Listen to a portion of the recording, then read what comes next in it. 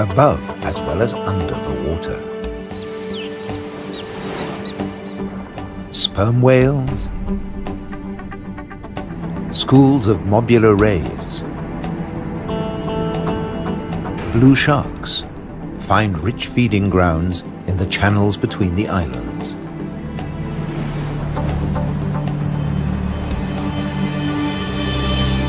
Nutrient-rich reefs draw in life. Blue whales seek out tons of krill in ocean depths. Here, around the Azores, Europe's wild islands.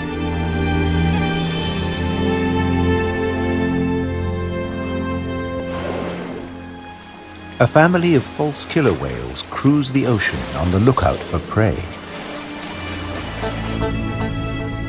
A blue shark patrols alone.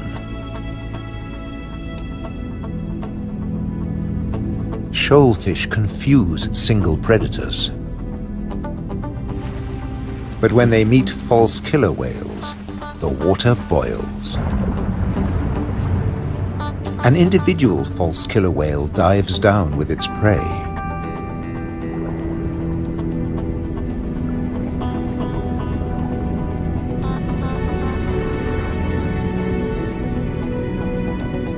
A blue shark comes late to the feast, drawn by scent molecules. But this morsel presents a problem.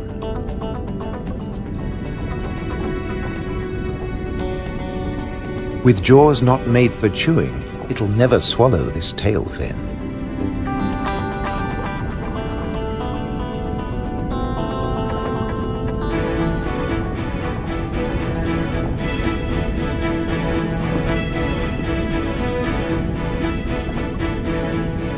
Most fish force water through their gills to breathe. This shark can't, so it has to keep moving.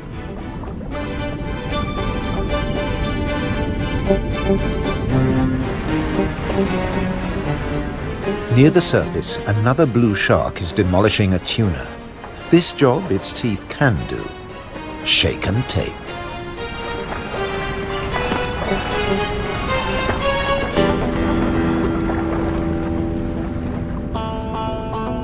Fragments streaming from its gills float to the surface.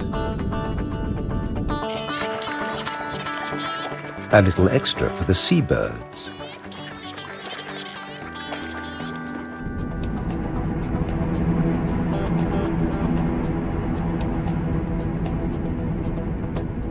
Not all the remains go up.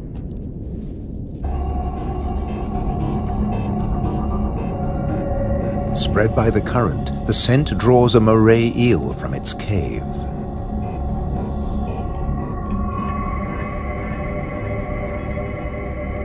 Sea bream, triggerfish, and painted combers are on its tail.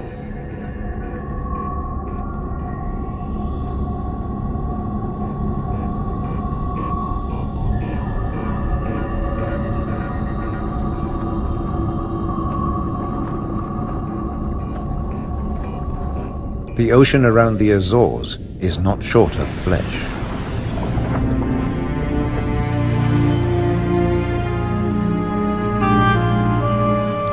And yet above the water, the islands themselves have no large wild animals. When Portuguese sailors landed on the Azores in 1427, these first humans found no vertebrates at all, except birds and 2 small species of bat. The birds evolved over time. This variant of the grey wagtail lives only on the Azores.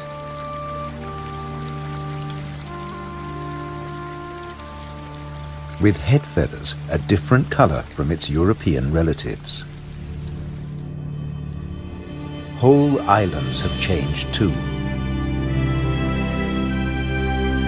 Santa Maria must have been much warmer once.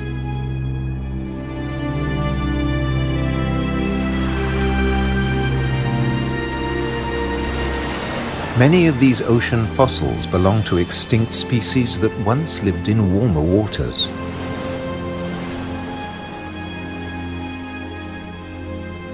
The water temperature may have fallen, but not the diversity of species.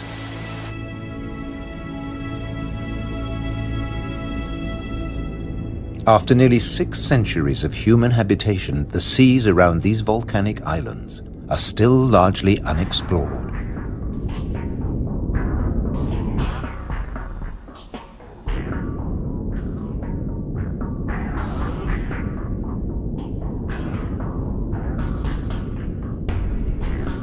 This is the world of the anglerfish.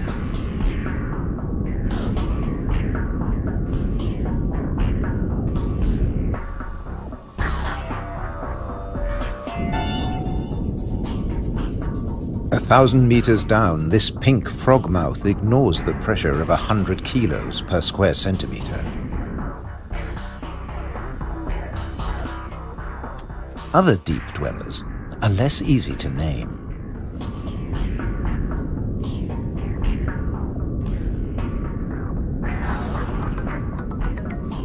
In the darkness, it's easy to underestimate your prey.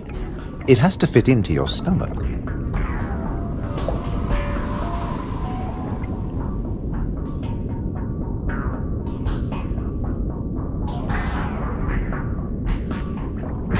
The six-gill is one of the largest deep-sea sharks, but at night it swims to the shallows to feed.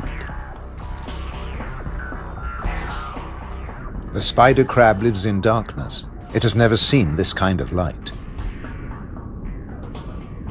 Nor has its coral community. Beyond the scorpionfish and past the deep-sea sponges, there's an unknown world.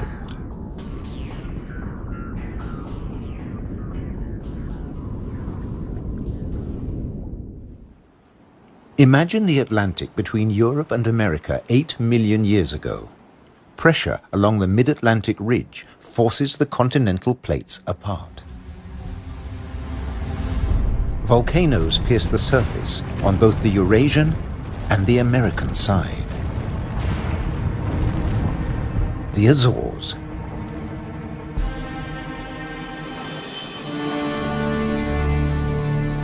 Most of the volcanoes are dormant. Water, not lava, fills their craters.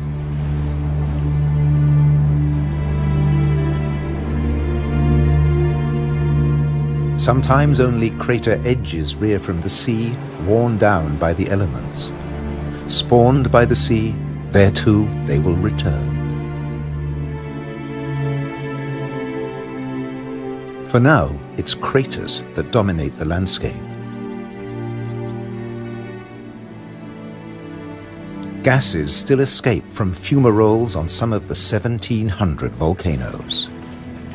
Heat brings water almost to boiling point.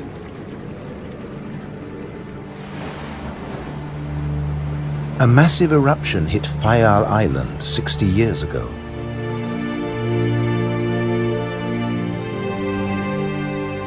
Humans couldn't live in this lunar landscape. Hundreds followed the sun to America. On the volcano's slopes, life had to begin again. Birds were pioneers on naked rock. Wind and birds still bring seeds from over the sea. Some come floating in.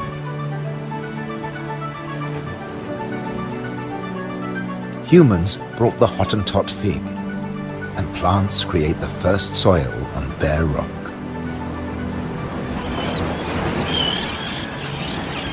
An active volcano will destroy life.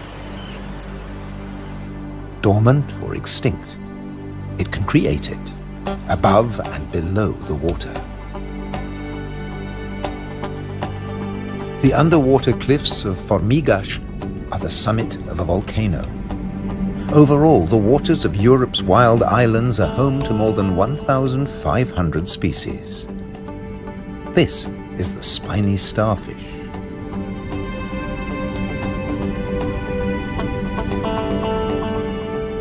There are 530 fish species, like the damselfish, swarming along reef ledges.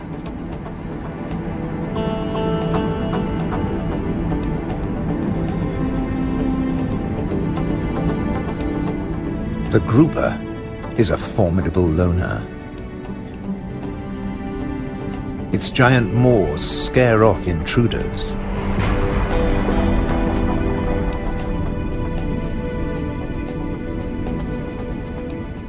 The barred hogfish is a lot prettier than its name.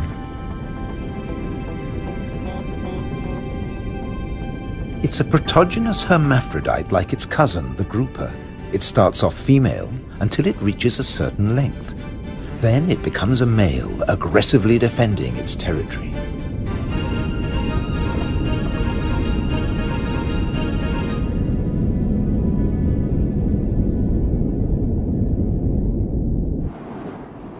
The archipelago's weather changes too, up to 4 seasons in a single day.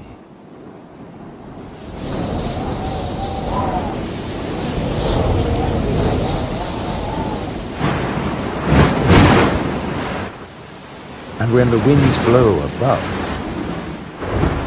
down below, no one is safe. The storm surge tears into the seafloor. But turbulence won't deter European eels from their prey. They're adaptable, living equally happily in salt and in fresh water. This is just swell. Heavy surf stirs up food. For some, that means come out and eat. For others, take cover. The powerful grouper hides in his rock grotto.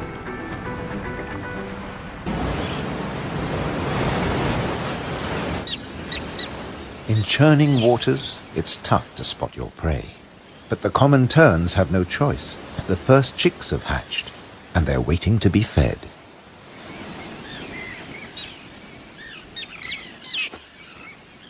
Elsewhere, adults are still brooding. The nest, a few pieces of dried grass, hardly visible. The parents sit in turn for 3 weeks. Their beak, both dagger and tweezers, is perfect for catching small fish.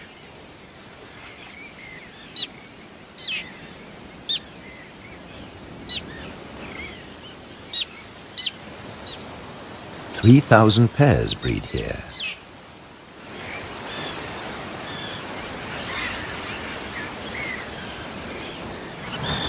Typically, each couple lays 3 eggs.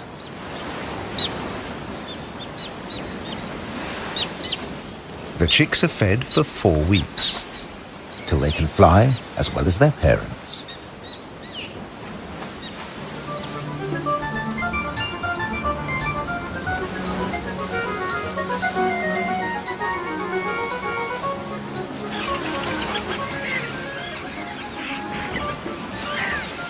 Then they're ready for takeoff on the long journey to South Africa.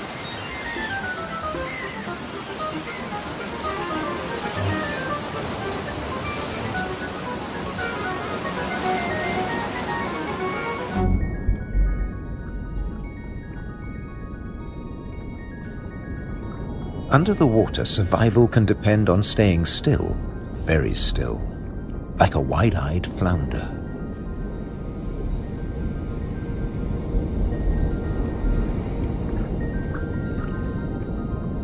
With his general-purpose military markings, the Guinean pufferfish doesn't mind being seen. The Atlantic lizardfish doesn't bother with disguises at all. It simply shimmies into the sand.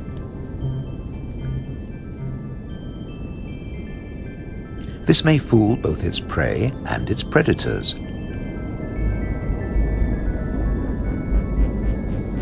But it won't fool the pufferfish patrol.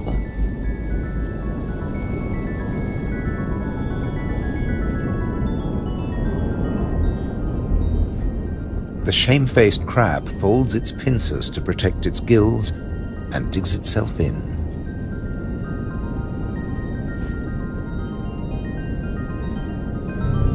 Leaving no opening for the plump flatfish.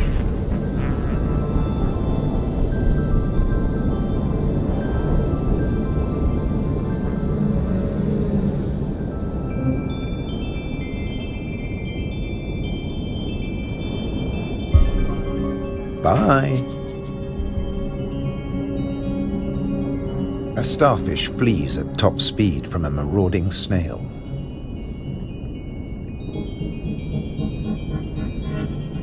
The Triton snail feeds mainly on echinoderms like the purple sea star.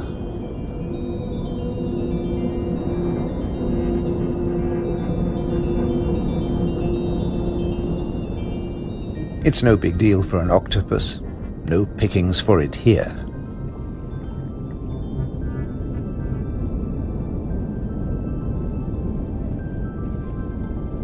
Sacrificing an arm, the starfish gets away.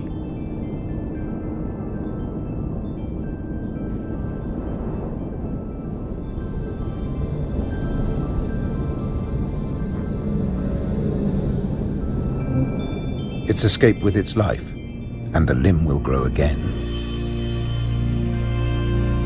These wild islands in the Atlantic are a freshwater reservoir. Vast amounts of seawater vaporize in the warm ocean air, and freed of salt, they unload onto the Atlantic islands.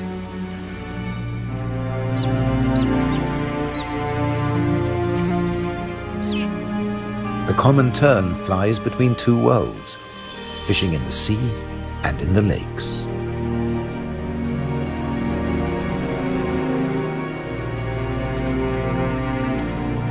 Humans brought the freshwater fish to these islands. Water flows straight off the impervious lava rock.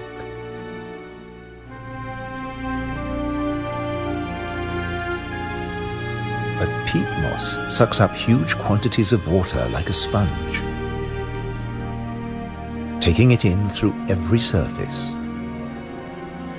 Deprived of oxygen, the dead parts of the moss never rot. The extremities keep on growing, and the moss colonizes more and more of the bare rock.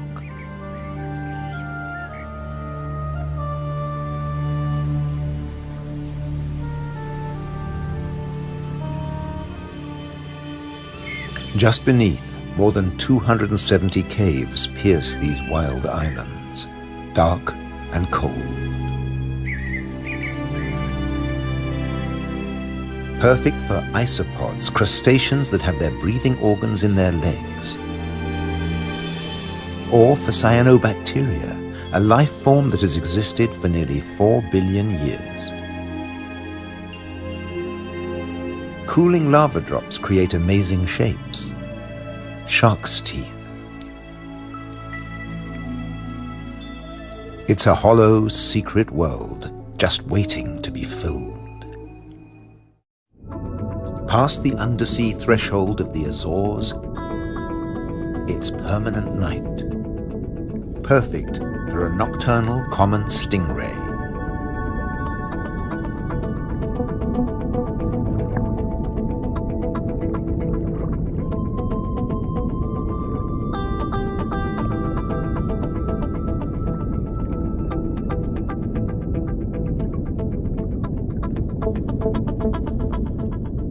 It's not alone here. Sliding over the cavern walls, unicorn shrimp. In the camera light, combers and scorpionfish snatch at their prey.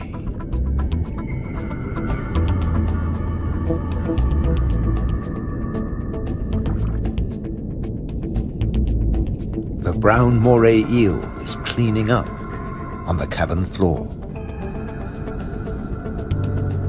The shrimps come up from deeper waters to spend the winter. For some, it's a short winter. The females packed with blue eggs are especially sought after.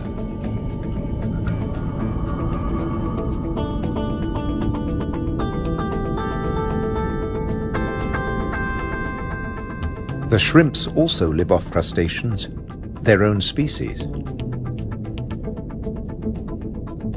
What's left of the moray eel's dinner?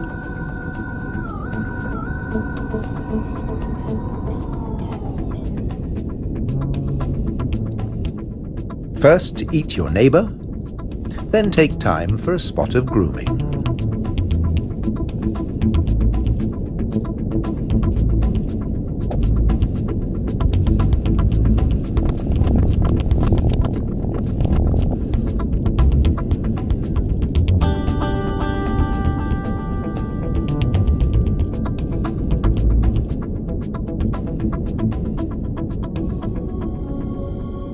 Nearby, on the rocks, an octopus with a human face reaches out.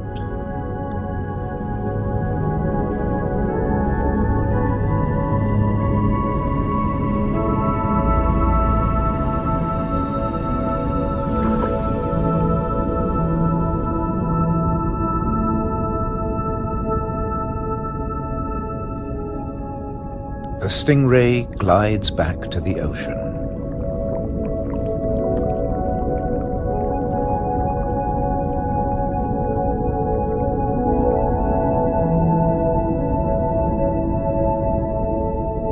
Passing the hundreds of bristleworms growing in front of the cavern.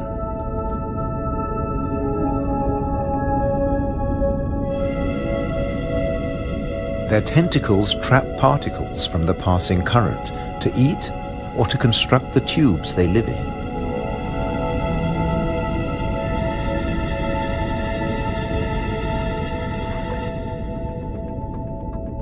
Deeper down is a mysterious place, a rare sight in the Azores, a garden of soft corals. They don't make chalk exoskeletons like their tropical cousins.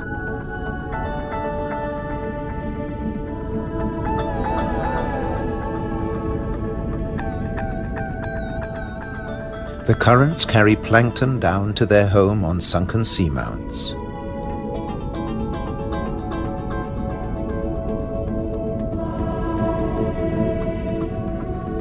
The venomous buried anemone is active only at night. During the day, it contracts. Once, scientists couldn't agree whether corals were plants or animals, so they called them anthozoa, flower animals.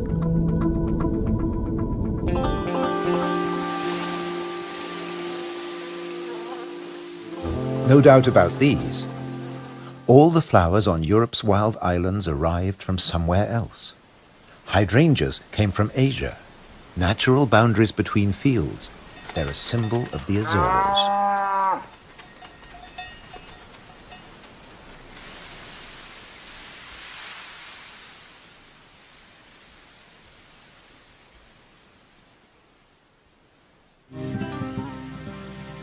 Hundreds of stone walls create hundreds of microclimates for the vines the settlers brought in the 15th century.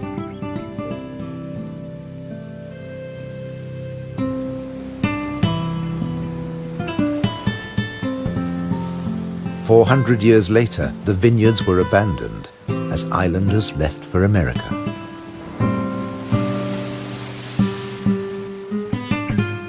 The stone walls became a playground for Madeira lizards. They were brought here by seafarers too. Azores wines are now fashionable again. Nearly 1,000 hectares, more than 2,000 acres of ancient vineyards on the island of Pico have been declared a World Heritage Site by UNESCO. The ruts of ox carts, once the island's only transport. They dragged firewood and building materials for houses and stone walls. And they carried the new wines down to the coast to ship to Europe. But at a cost. Beneath these waters is the strangest, most dangerous place on the Azores. They call it the Anchor Graveyard. Scores of great iron anchors lying on the seabed. When an Atlantic storm hit, the only way to save your ship from the rocks was to cut the anchor rope fast and dash for the open sea. The iron left behind has become a rusting reef for a multitude of creatures. These anchors are coated by algae and tube worms.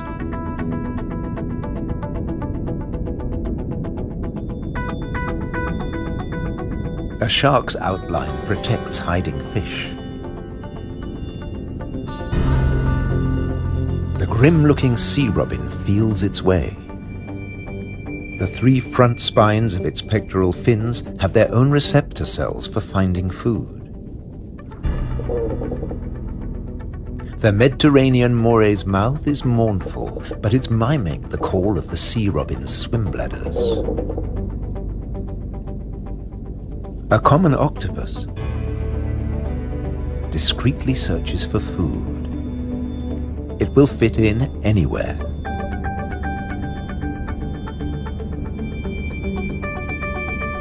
While bearded fireworms clear up the corpses in the anchor graveyard.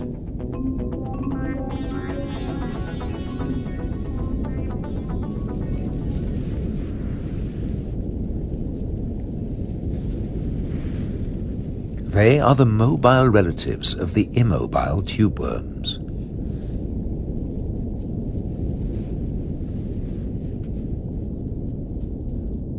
The octopus has found another spot to test its camouflage skills.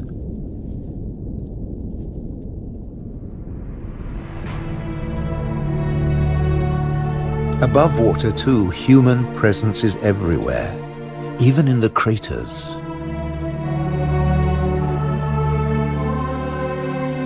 Any straight line means a wall.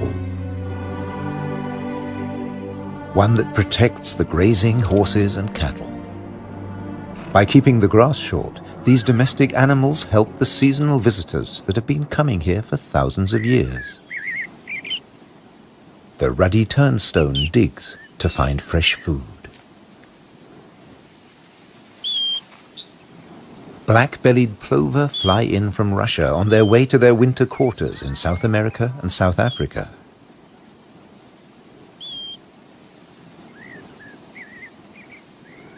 The ruddy turnstone drops in from the Arctic. The northern wheatear arrived from Canada via Greenland. The American pipit drifted in from North America. The blackbird? Well, it's here all year round. It's an endemic variety. The male is darker and glossier than its mainland cousin. Birds have to transport their own weight. A little body can be a big advantage on a long journey. But weight doesn't matter to other migrants. They're supported by water.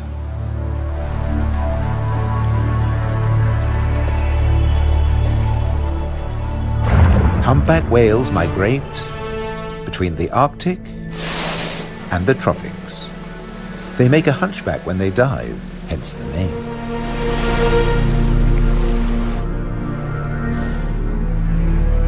A pod of fin whales, the blue whale's closest relatives, the two species can interbreed. They swim back and forth between Arctic and subtropical waters.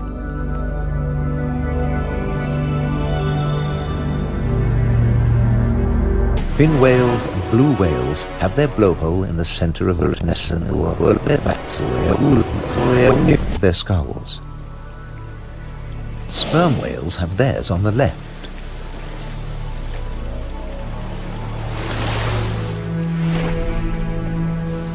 Baleen whales spend long periods sieving krill and plankton from the waters of the Azores.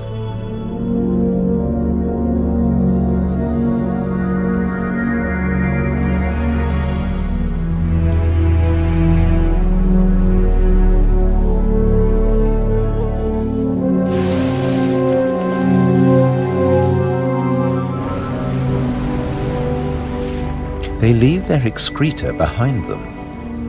It feeds vegetable phytoplankton. Animal plankton eat the phytoplankton, and at the other end of the food chain are fish and the whales themselves. But a great deal of whale food comes from deeper down.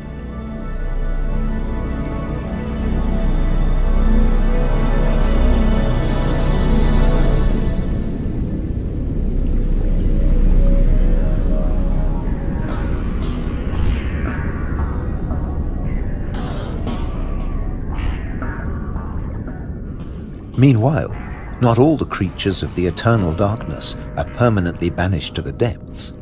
Every night, countless organisms leave the realm of the bizarre anglerfish and rise into shallower waters.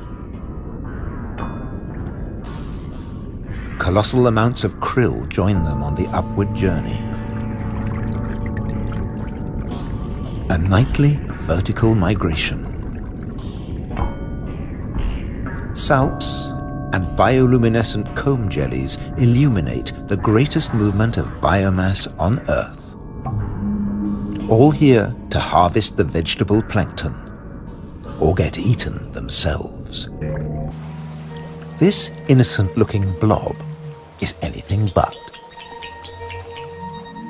A Portuguese man-o'-war is a colonial organism, a conglomeration of polyps serving different functions. One polyp is the sail. Innumerable other polyps repel invaders or catch booty with tentacles that stretch up to 30 meters. On the right, a salp has become ensnared. Venom from stinging cells kills the prey. The tentacles drag it to the mouth.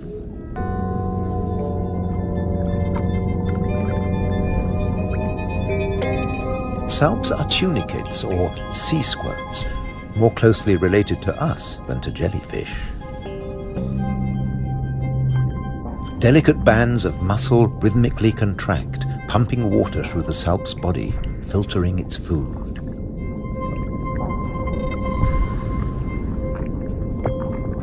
Salps build into chains and can direct themselves through the water.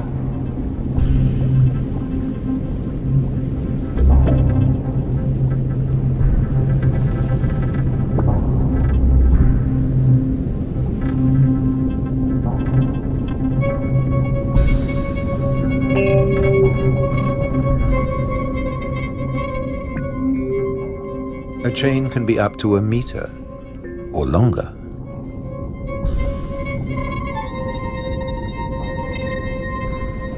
Unlike salps, many jellyfish have venomous tentacles. But they too have predators. They're one of the favorite foods of loggerhead sea turtles. On their 5-year journey from the Florida beach where they were born, they swallow innumerable jellyfish immune to the venom. But there's another hitch. Comb jellies have no sting cells, but in the water they look a lot like drifting plastic.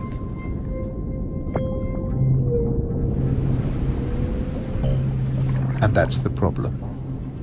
The turtles try to eat plastic, and it kills them.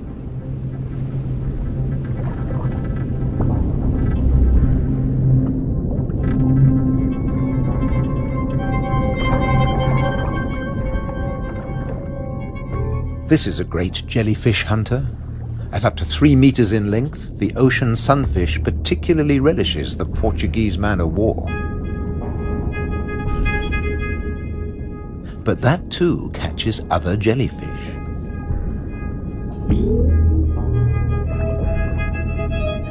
The sunfish can dive. This heaviest of all bony fish tears its prey apart in the depths.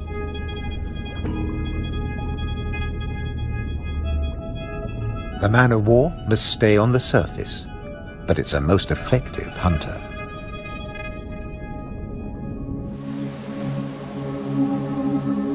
The Cory's shearwater also has a successful strategy, at least in its familiar world.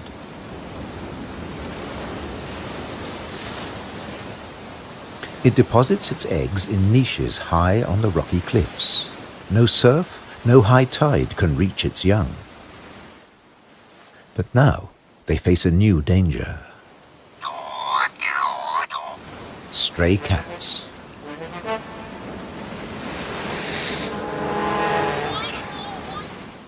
The female shearwater laid a single egg in May. Pity there's only one. Looks like a bad strategy now. They can't adapt to an unwanted gift brought by humans.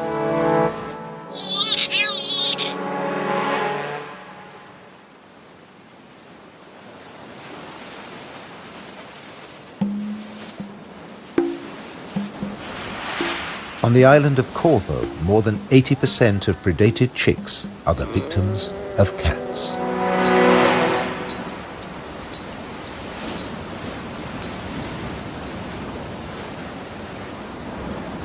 There's nothing the adult birds can do.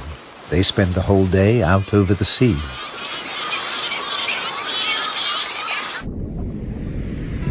By contrast, periphyton, a mix of algae, bacteria and microbes, stay where they grow,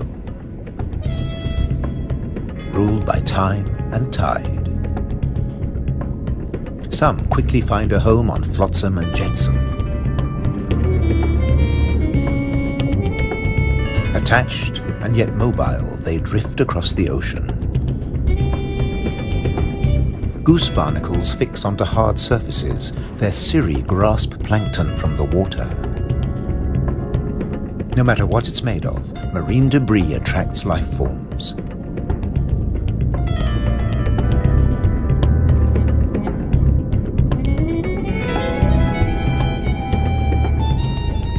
One of the ocean's fastest swimmers likes to stay close to flotsam, the mahi-mahi.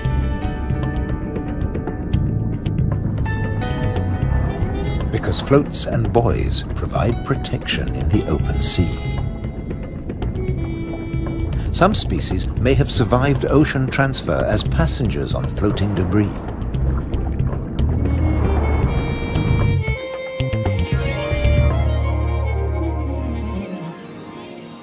When shearwater breed, dusk brings a deafening chorus. Parent birds calling to their young as they return from the sea.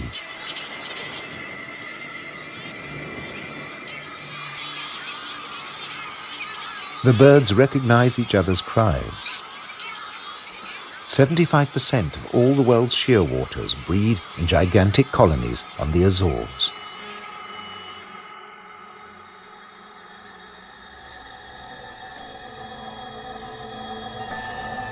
The name Madeira lizard says it all. This creature originated on a distant island. The Madeira wall lizard is very common on the Azores. It's one of the few reptiles found on these islands, and it's very fond of nectar. Invertebrates and vegetable matter complete its diet.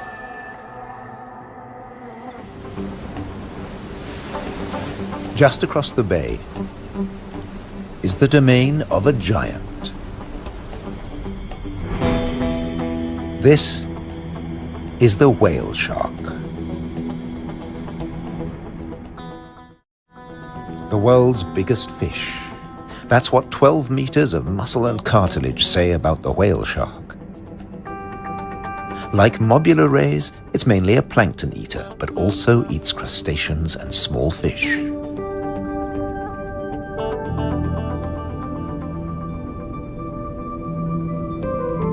The rays' rolled fins on their foreheads direct the plankton into their mouths.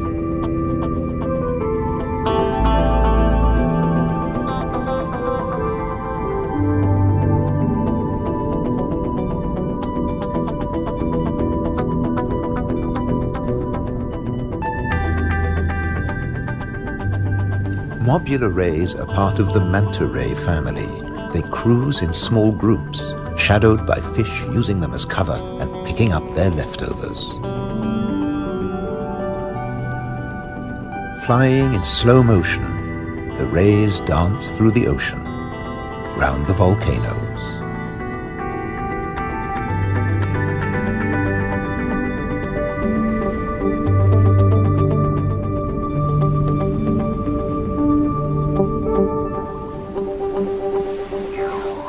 High above, there's something stirring on the cliffside.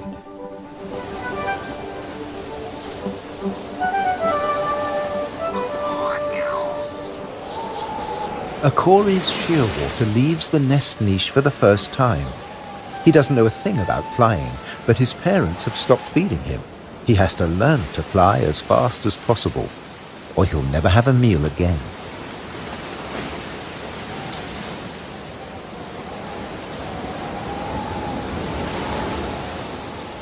He needs a takeoff point with a fair wind.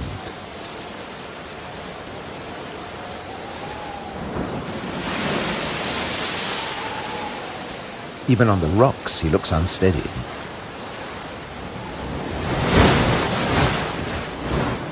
A fellow shearwater learns the difference between flying and falling.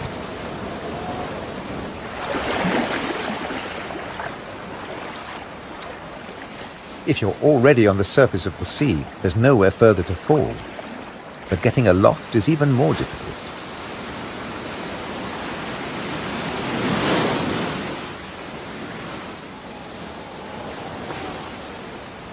Wings over water. That's the right idea.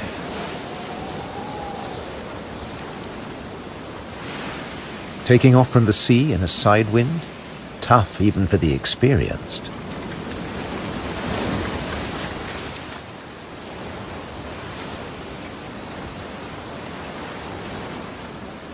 It's now or never. Pluck up your courage. Embrace the wind and off to South America.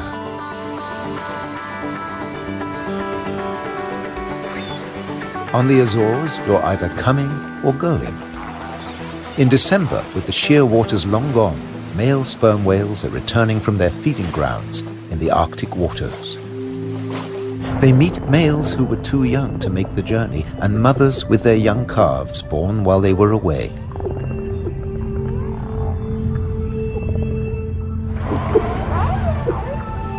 While the mother dives for food, her calf stays on the surface. It'll be 2 years before he dives with the group.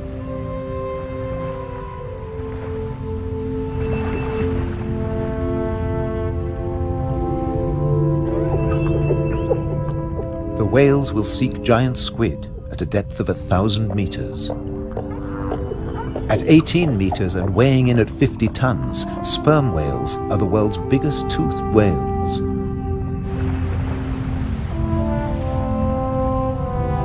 The calf will remain alone for up to an hour, defenseless against a possible attack by killer whales.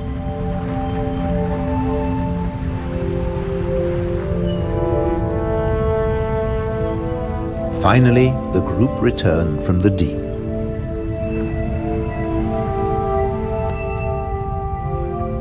The calf is once more under the protection of its mother.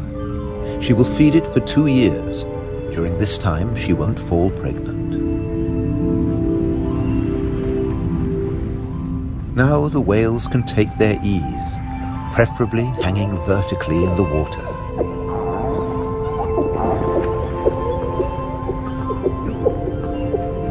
Someday the calf will join the long migration to the Arctic, before returning to Europe's wild islands,